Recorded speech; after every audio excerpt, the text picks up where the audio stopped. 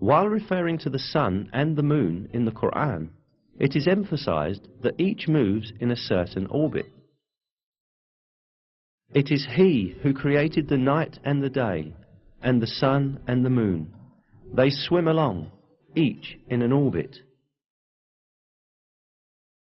It is mentioned in another verse too, that the sun is not static, but moves in a certain orbit. And the sun runs to its resting place. That is the decree of the Almighty, the All-Knowing. These facts communicated in the Quran have been discovered by astronomical observations in our age. According to the calculations of experts on astronomy, the sun is travelling at the enormous speed of 720,000 kilometers an hour in the direction of the star Vega, in a particular orbit called the solar apex. This means that the sun travels roughly 17,280,000 kilometers a day. Along with the sun, all planets and satellites within the gravitational system of the sun also travel the same distance. In addition, all the stars in the universe are in a similar planned motion. That the entire universe is full of paths and orbits such as this one is inscribed in the Quran as follows: by the sky full of paths and orbits.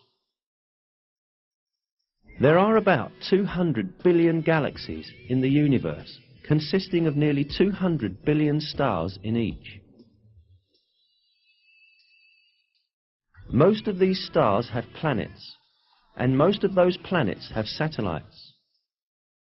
All of these heavenly bodies move in very precisely computed orbits. For millions of years, each has been swimming along in its own orbit in perfect harmony and order with all the others.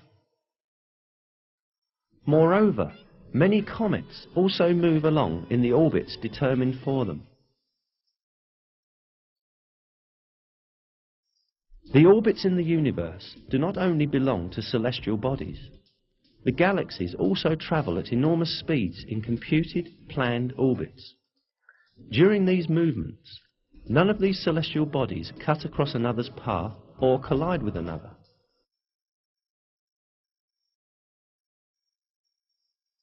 Indeed, it has been observed that some galaxies pass through each other with none of their components touching each other.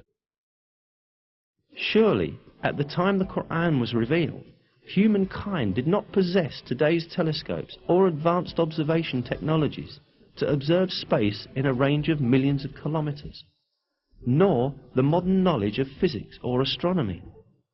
Therefore, at that time, it was not possible to determine scientifically that space is full of paths and orbits, as stated in the verse.